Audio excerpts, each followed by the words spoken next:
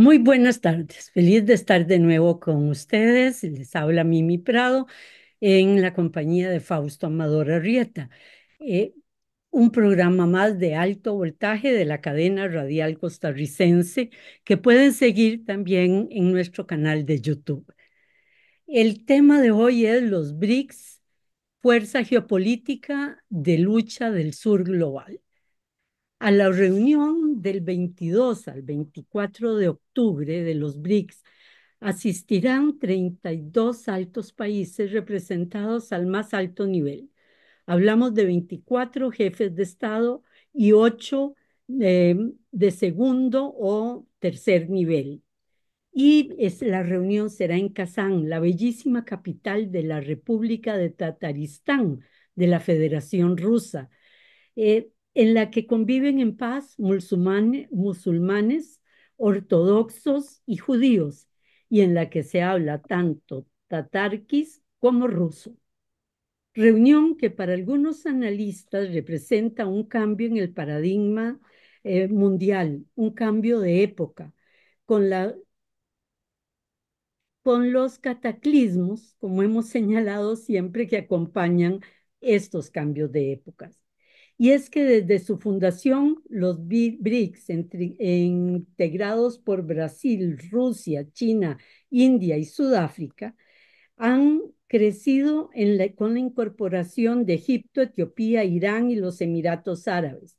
Arabia Saudita participa, pero no es miembro oficial.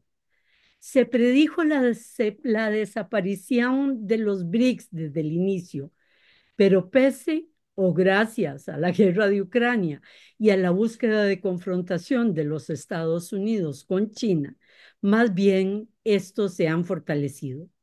Su visión de un nuevo orden mundial basado en la multipolaridad, en más democracia, en un orden más justo, basado en el Estado de Derecho internacional que vele por la igualdad y el respeto mutuo, la cooperación, la toma de decisiones en conjunto, tomando en cuenta los intereses de los estados, esto según la declaración de Catimburgo de 2009, que es la fundación de los BRICS. Con esta visión, con pasos pragmáticos pero firmes en el avance, han construido un camino alternativo y abierto. Señalan así el camino para el desarrollo y el camino a seguir al sur global. Los BRICS han sobrepasado el PIB del G7 y por mucho lo han sobrepasado en la economía real.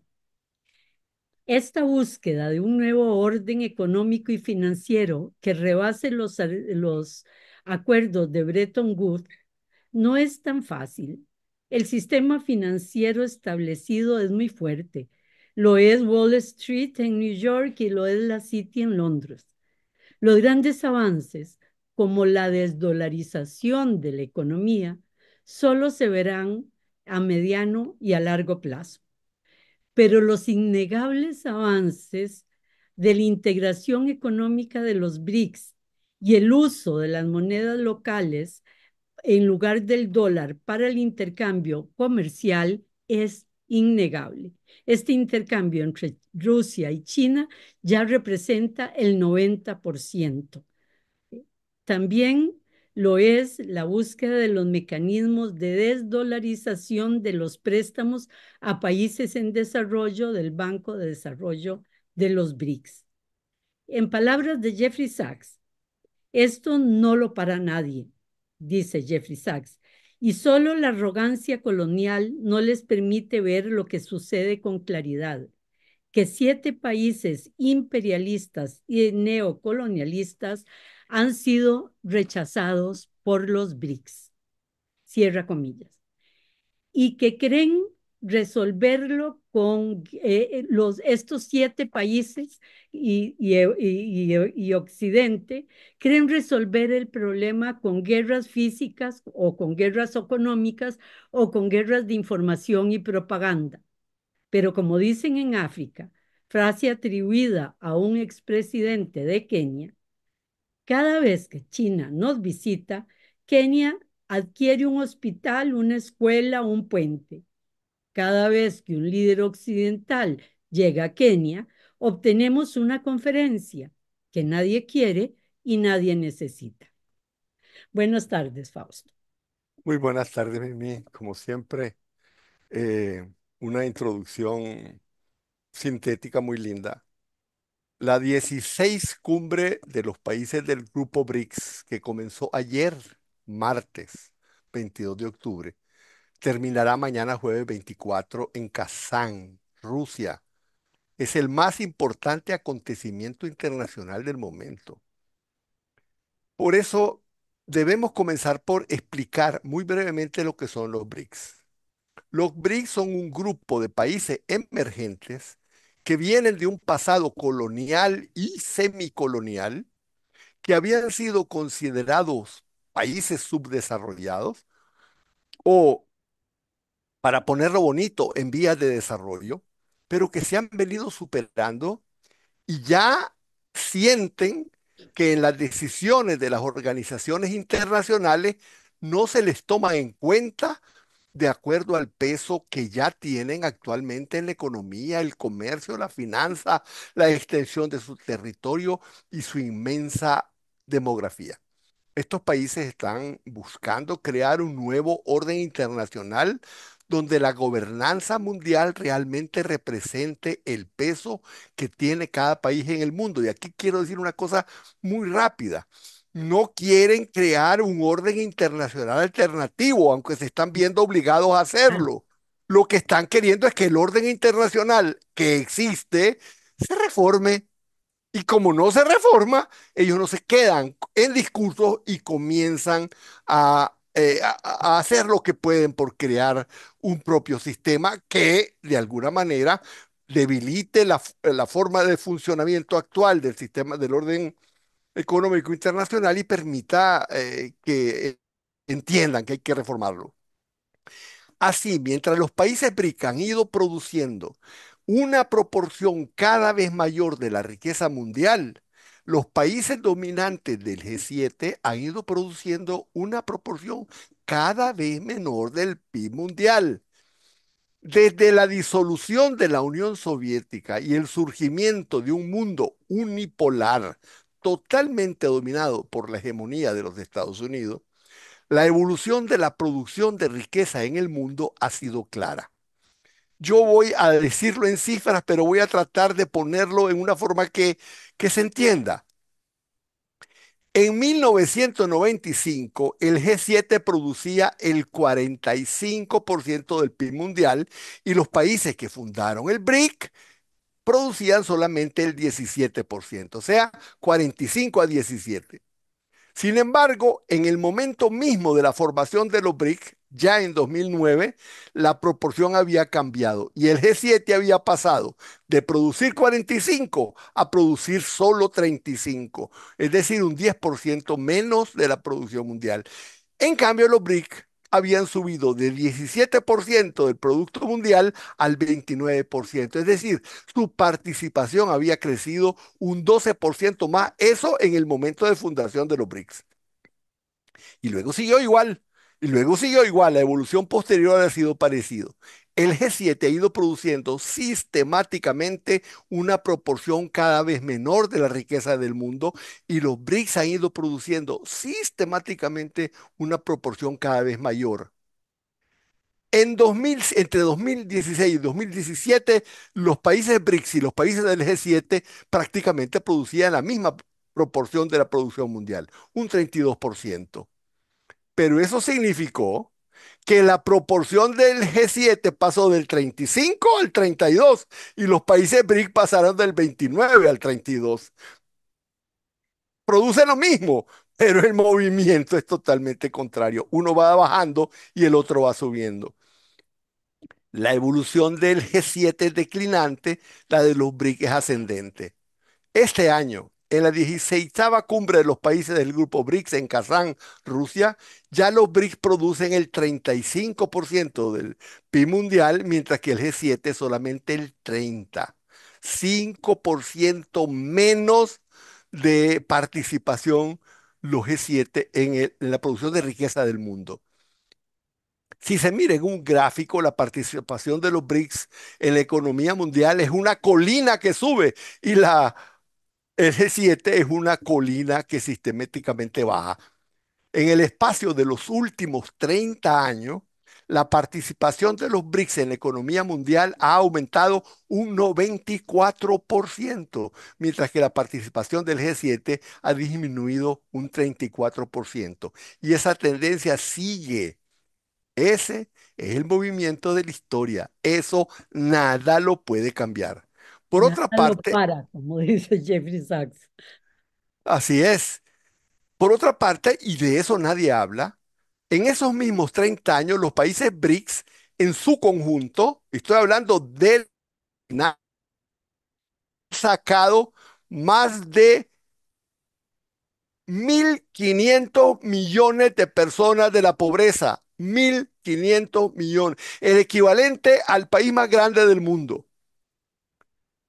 Es decir, han tenido un ascenso social increíble, porque 500 millones de personas entraron a la clase media en ese periodo. Otro país. Han construido decenas de miles, centenares de miles de kilómetros de carretera. En cambio, en los países del G7 ha habido estancamiento, ha habido aumento de la pobreza y ha habido un total rezago de la clase media. Ese es un hecho. Así también se mueve la historia. Sí, Parece ser, Mimi, con la deuda externa de los Estados Unidos, los déficits fiscales y la situación de Europa, parece ser que también ese declive nadie lo detiene. Bueno. El punto es que ese incremento en la participación de los BRICS en la economía mundial no ha tenido el más mínimo impacto en su rol en los organismos de gobernanza de la economía mundial, ni de la finanza, ni de la política internacional. Bueno, esos países emergentes, vos lo dijiste, comenzaron siendo Brasil, Rusia, China e India. De ahí viene el acrónimo BRIC de Brasil, Rusia, India y China. Y luego se sumó Sudáfrica un año después de la fundación. Y en la 15ª cumbre, es decir, el año pasado, se aceptó la solicitud de incorporación a los BRIC de los 5 nuevos miembros: Argentina, Egipto, Etiopía, Irán, Arabia Saudita y Emiratos Árabes. Todos aceptaron, pero Argentina, después de elección de Milei, quitó su nombre. Arabia Saudita aceptó ser candidata y sigue siéndolo. Incluso puede ocurrir que en esta 16ª se incorpore.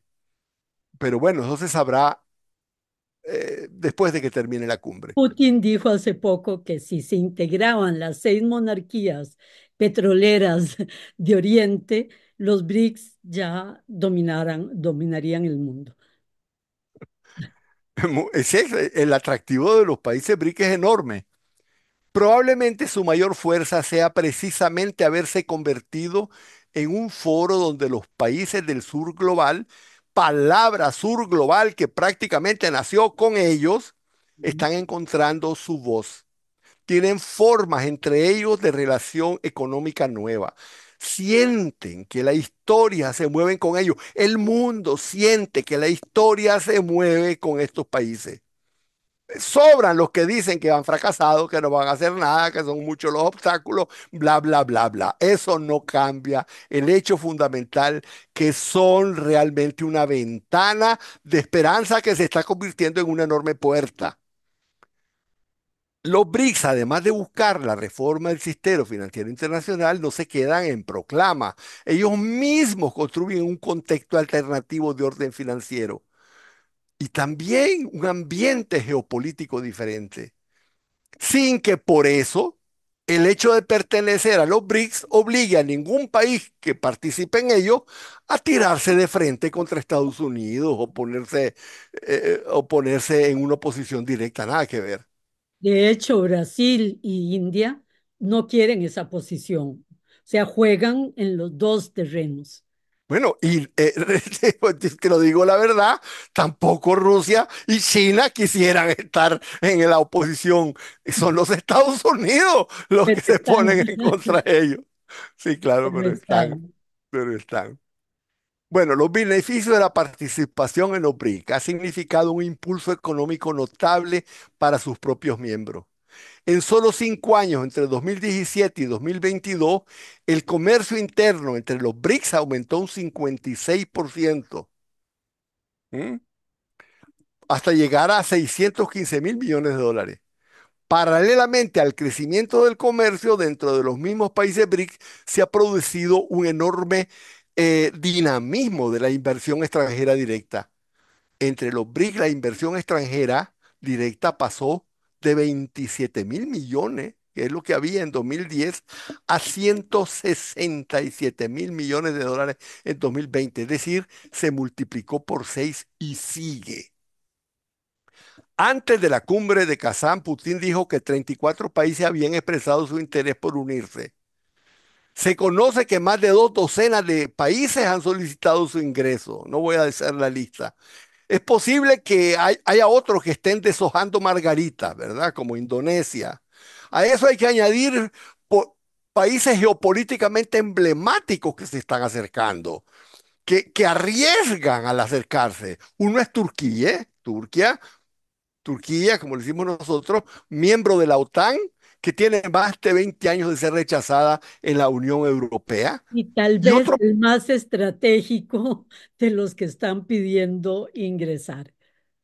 sí, controversial totalmente. Otro país emblemático es Serbia, Ah, el primer país bombardeado por la OTAN, totalmente, de una forma completamente ilegal.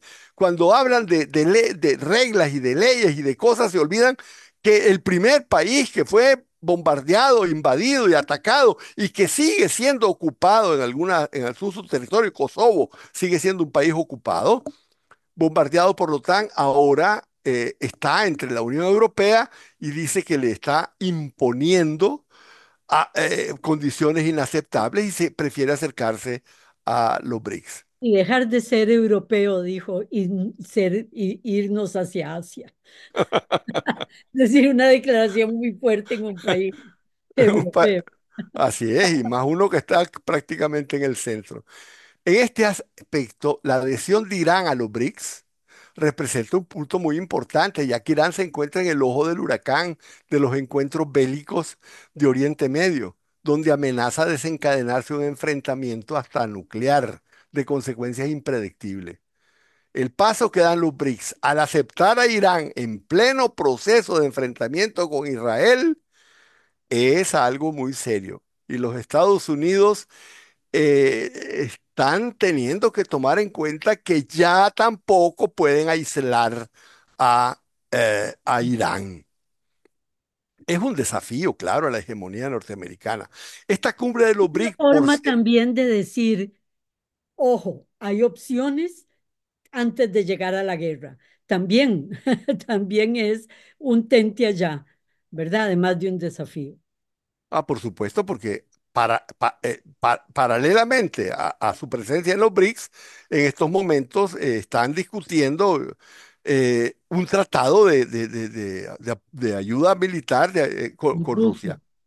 Esta cumbre de los BRICS en sí misma es una medida del declive de la hegemonía de los Estados Unidos en el mundo. Bueno, tenemos que recordar que esta 16ª cumbre de los BRICS, con toda la importancia gigantesca que tiene, Mimi, es solamente uno de los 250 eventos internacionales organizados por Moscú este año. 250 eventos internacionales. Yo estuve viendo, estuve tratando de revisarlo, pero sería imposible. Pero en uno de ellos asistieron 120 países. Aunque los rusos dicen que este es el más importante de todos. Desde el punto de vista geopolítico, sin Claro. duda. Él estuvo en la reunión de Kazajstán hace apenas un mes. Bueno, eso habla mucho y fuerte de la incapacidad que han tenido los Estados Unidos de aislar a Rusia o de hacer cumplir el aluvión de sanciones económicas occidentales. Esa negativa de la mayoría de los países del sur global, digo, de la mayoría de los países del mundo, de sumarse a los Estados Unidos contra Moscú, es uno de los ejemplos más notables, uno de los ejemplos más notables de la rápida, evolución de las correlaciones de fuerza Y mundiales. siempre añadirle, pero siempre lo añadimos, que no es solo el declive de Estados Unidos, sino de la Unión Europea que ha apostado, ¿verdad?, a seguirle los pasos a Estados Unidos. O sea, es Sí, un declive de prácticamente, Occidente. claro, es Occidente, pero y yo de hecho en general hablo de Siempre Occidente, lo decís. pero la verdad es que no quiero que se pierda con la palabra Occidente, que son los Estados Unidos los que están en la vanguardia de esto y son los que están causando todo esto. Y la misma Europa que se está poniendo en esta posición es porque se ha subordinado a la política norteamericana.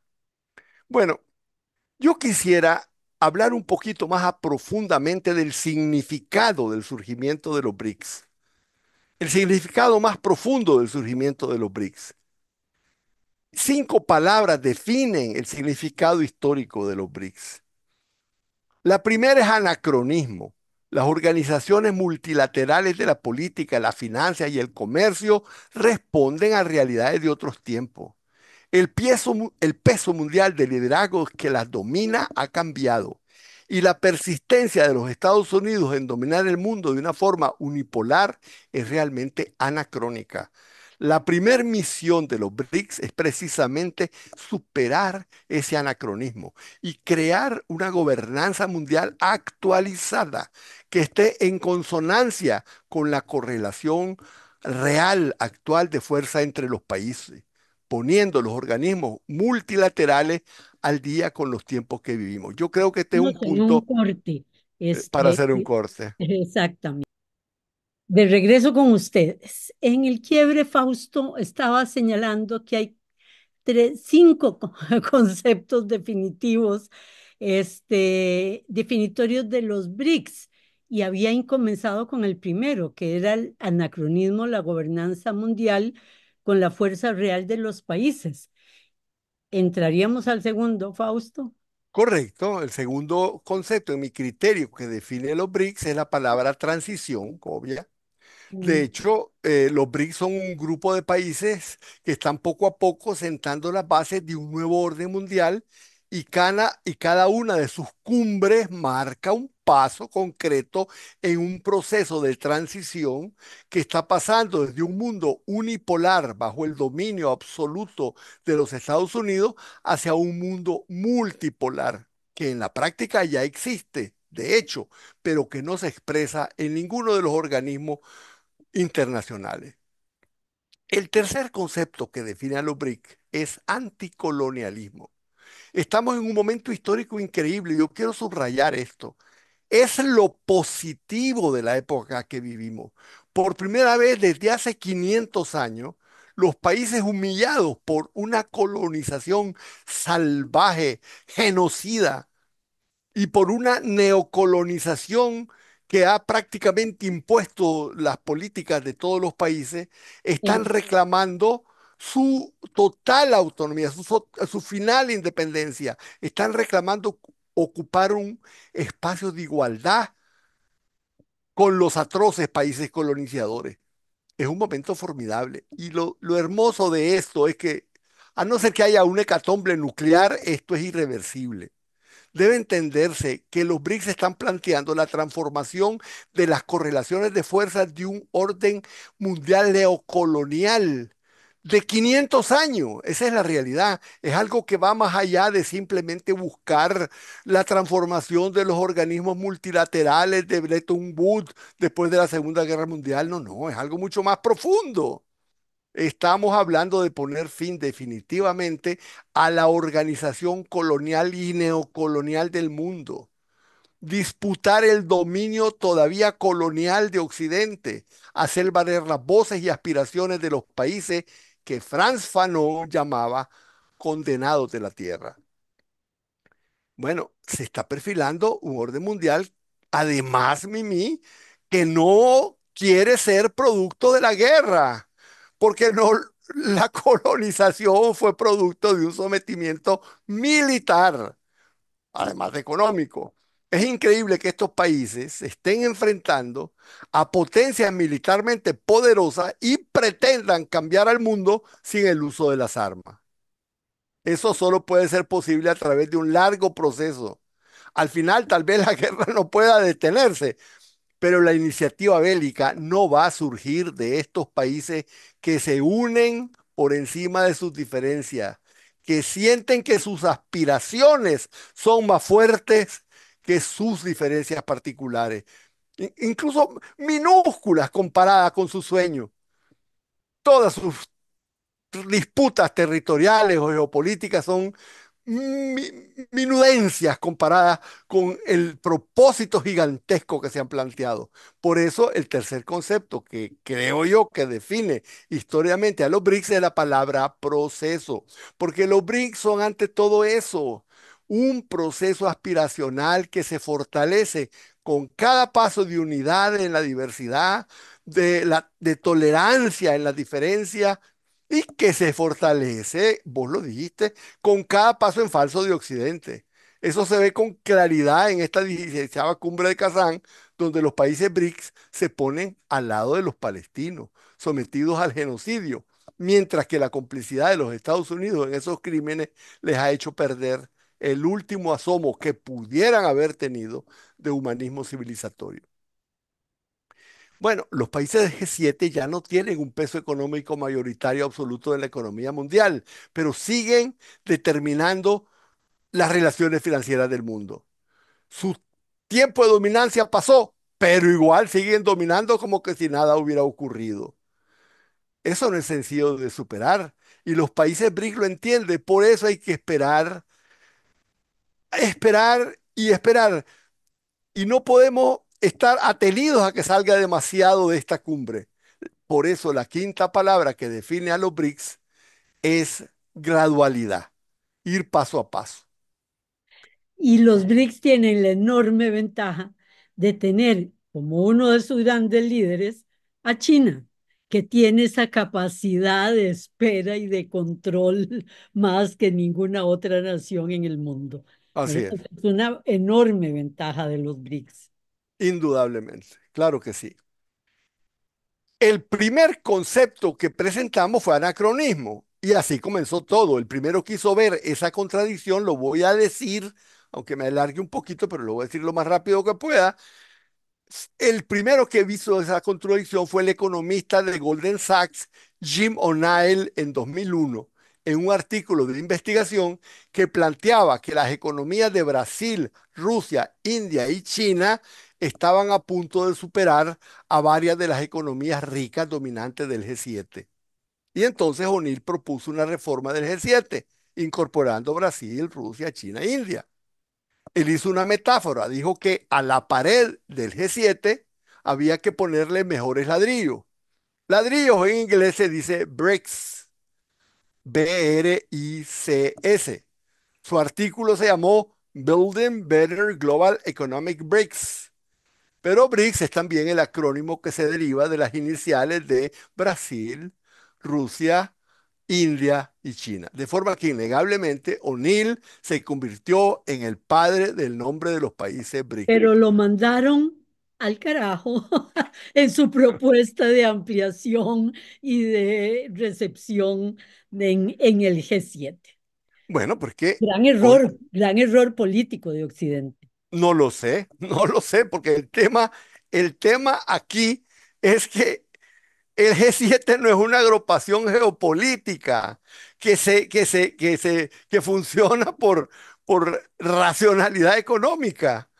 Es el club de los países donde los Estados Unidos, por eso no le voy a decir Occidente, ejercen el aspecto económico de su hegemonía unipolar. La gobernanza mundial no se basa en mera funcionalidad económica, sino que es un sistema de dominio que está acompañada de 800 bases militares en todo el mundo. Y esto es el punto en ¿Cuántas solo en donde, Alemania? no sé, pero dan más Pero de, eran como 40, ahora no, no, sé, 80, no sé, así eso es, es una monstruosidad. algo así, se acercan al centenar. Cualquier cambio supondría un desafío no solo a la forma en que los Estados Unidos ejercen su hegemonía como país, sino a la manera en que en última instancia el capital financiero tiene bajo su dominio a todos los políticos del mundo. y que en última instancia está respaldado por el poderío militar de los Estados Unidos. Bueno, la realidad, como vos dijiste, nada pasó. El planteamiento de O'Neill se repitió varias veces en artículos del propio Golden Sachs, pero las propuestas quedaron en el aire. La contradicción, sin embargo, quedó planteada. Sin embargo, Rusia era el país que se sentía más vulnerable. Estados Unidos desde 1999 había decidido expandir la OTAN hacia el este, ya lo habíamos hablado en algún otro programa, con un programa que dejaría totalmente rodeada a Rusia y aislada de su acceso al Mar Negro. Rusia apenas estaba saliendo de la peor crisis económica de su historia y su vulnerabilidad era enorme. No podía detener eso. Putin, que dirige los destinos rusos desde 2000, entendió que estaba en un gigantesco peligro y entendió que tenía una fuerza oculta no explotada, no incursionada, y que esa fuerza era la comunidad de los grandes países emergentes cuyas problemáticas las hermanaban con Rusia. Todos ellos estaban condicionados al dominio hegemónico total de sus economías. A todos ellos se les intentaba imponer, digamos, la democracia por la fuerza. El control del dólar como moneda universal de todas las transacciones prácticamente sometía a que su respaldo financiero financiaran a los déficits de los Estados Unidos.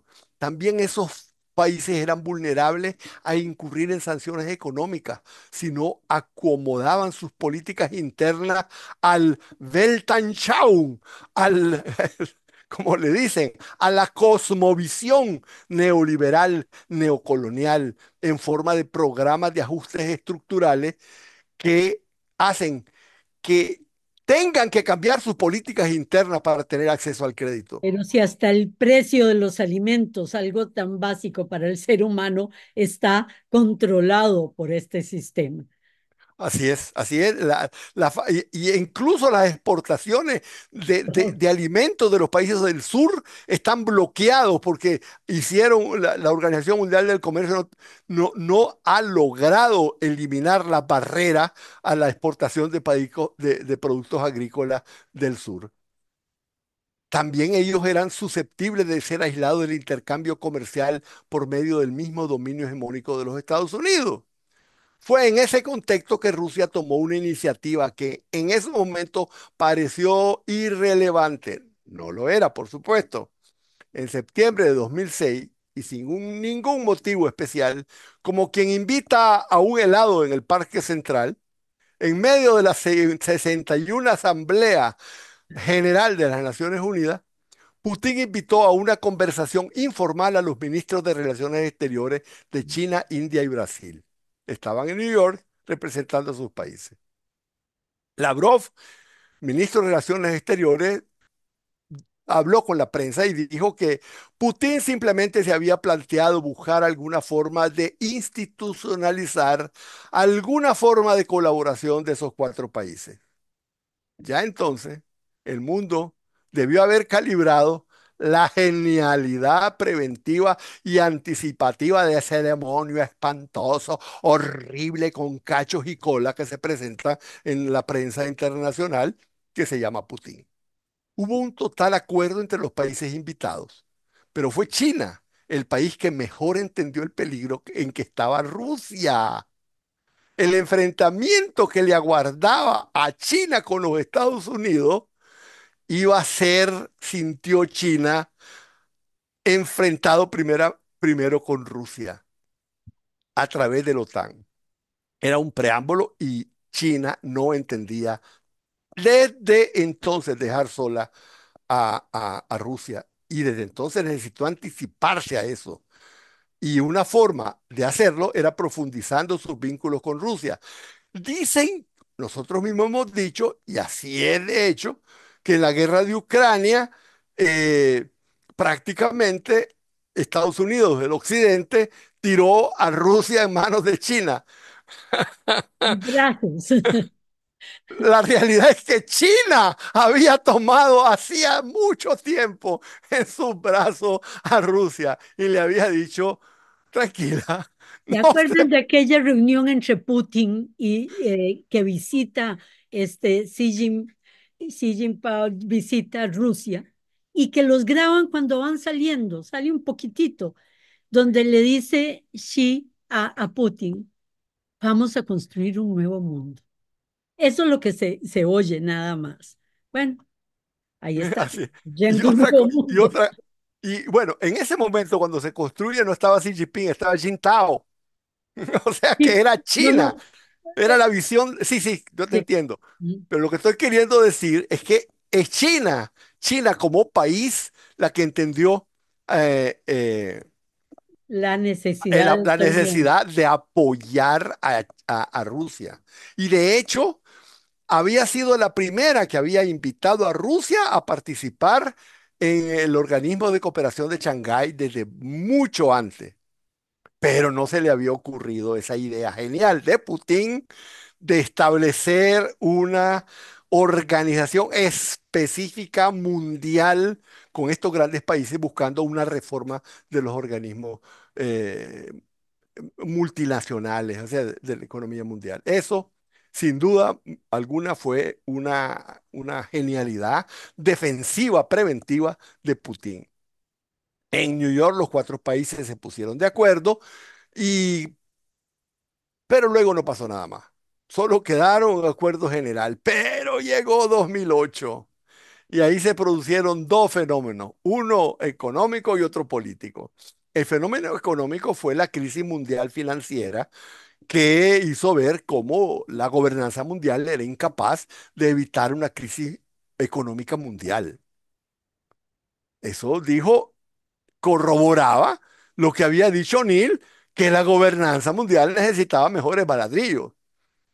Pero bueno, el otro fenómeno fue geopolítico y ese sería el acelerador de la formación de los BRIC, que por eso mismo no nacieron en ninguna otra parte más que en Rusia. El 3 de abril de 2008, en la reunión cumbre de Budapest, los Estados Unidos anunciaron su decisión de expandir la OTAN a Ucrania. Rusia protestó, pataleó y advirtió que no toleraría eso.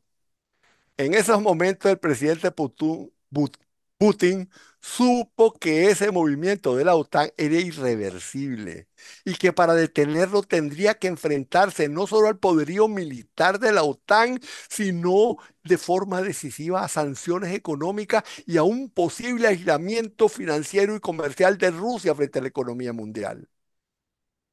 Eso era perfectamente posible de hacer, dado que Estados Unidos tiene un dominio completo del sistema de transacciones internacionales. Así que Putin decidió anticiparse de esa situación y convocó directamente a que hicieran ya, a que se montaran ya esa organización.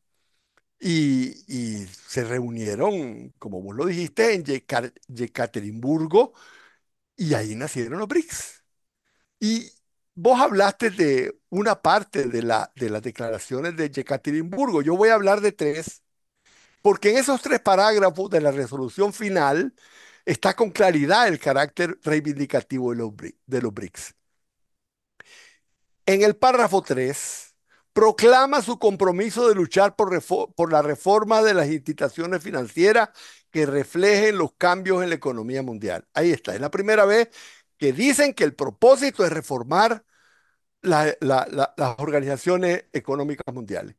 Ellos piden, y aquí voy a citar, que las economías emergentes y en desarrollo tengan más voz y representación en las instituciones financieras internacionales. No están queriendo fundar otro, están queriendo tener más voz y peso en las que existen. Y ahí mismo advierten su convicción de la necesidad, y aquí viene lo feo, de una reforma monetaria mundial. Es la primera vez que se dice, la primera vez que se dice en Yekaterinburgo. Y cito, creemos que hay una fuerte necesidad de un estable, predecible y más diversificado sistema monetario internacional. El párrafo 12 de la declaración de Yekaterinburgo previene lo que va la situación en la que se va a encontrar Rusia 14 años después. Refiriéndose a Europa, habla de Europa. Ellos hablan de Europa y dicen, reclamamos una Europa más democrática. ¿Te imaginas? Decirle, exigirle a Europa ser democrática y justa para el mundo y multipolar. Y advierten que los BRICS apoyan los esfuerzos políticos y diplomáticos de resolver pacíficamente las disputas de las relaciones internacionales y no se está refiriendo a a resolución de los problemas o los conflictos internacionales genéricos a cualquier parte del mundo, no, están hablando de Europa. Y en Europa el conflicto que va a venir se llama Ucrania. En el párrafo 14 presentan la otra gran reivindicación que muestran los BRICS como una fuerza geopolítica y es la reforma de las Naciones Unidas. Específicamente, no dicen que ingrese, pero dicen que se le debe dar a Brasil y a la India un mayor lugar en las Naciones Unidas. ¿Cuál mayor lugar va a ser? Su Consejo pertenencia de Seguridad. al Consejo de Seguridad. Xi Jinping, siempre que sale de viaje, donde esté, toca este tema.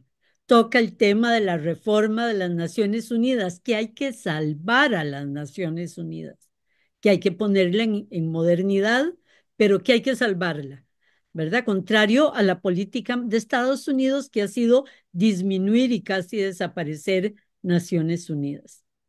Bueno, el siguiente año se reunieron en Brasilia.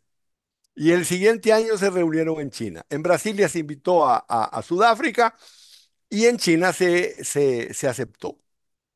Pero en la reunión de Brasilia, ahí llegó la primer propuesta que sorprendió a todos y que fue el gran anuncio de la prensa. Un día antes de la cumbre, el presidente ruso Dmitry Medvedev propuso la creación de un comercio bilateral con monedas nacionales, es decir, sin la intermediación del dólar o del euro.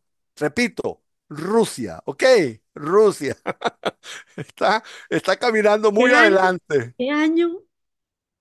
Ese fue 2010, 2011, Antes de la guerra con Ucrania.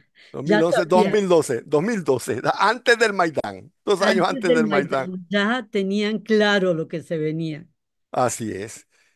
Y además, lo más interesante fue que al día siguiente había sido discutida una orden del día con 6 meses de anticipación y un día antes viene Medvedev y dice, no, lo primero que vamos a discutir es el comercio internos en nuestras monedas nacionales y al día siguiente se va al carajo Agenda. la agenda del día y ponen como primer punto de discusión que se aprueba unánimemente porque todo se aprueba por unanimidad el comercio interno en monedas nacionales. Cuando llegó la guerra de Ucrania y las sanciones que excluían a Rusia del comercio en dólares, la base para superar ese escollo estaba construida 12 años antes. Por eso fue, vos te recordás, mi Micael, en el primer programa en que salió que iban a aislar a Rusia y que le ponían miles de sanciones económicas, apenas cuando comenzó la guerra de Ucrania, yo me atreví a decir, esas sanciones no van a funcionar porque Rusia está preparándose desde hace 14 años. ¿Recordás? Bueno, aquí está Recuerdo porque bien. así siguieron las cosas hasta el año pasado. En la 15ª cumbre de Sudáfrica, los BRICS comenzaron una ruta de expansión, admitiendo nuevos miembros y orientándose a la participación activa en el BRIC de los estados del Golfo. Y esto cambia las reglas del juego. Y voy a terminar diciendo esto, porque la demanda de petróleo de los países del BRIC es el 33% de la producción mundial. Y a partir de ese momento dejaron de usar el dólar para adquirirlo. Y eso es fantástico. De acuerdo a las estadísticas del Banco Mundial que yo estuve revisando ayer, la demanda diaria de petróleo de los países BRIC originales, o sea, Brasil, Rusia, India y China, no pude hacer los demás, es de 27 millones de barriles de crudo diario, lo que representa un mercado de 2.200 millones de dólares diarios que ya no se comercian diario en dólares. A eso hay que añadir todo el resto de el Del- intercambio que ya habíamos visto de más de cerca de 700 1.000 millones de dólares. Yo creo que este Como, es un ¿verdad? punto. Estamos en ese punto Exactamente. y por supuesto nos quedamos sin tocar algunos. Creo, Fausto, que deberemos hacer el segundo sobre BRICS, de ser posible, con lo que hayan visto en la cumbre de Kazán. Y Eh, lo que nos faltó de ahora. y lo que nos faltó de exactamente. Muchas gracias a todos ustedes y muy buenas tardes. Buenas tardes, Mimi.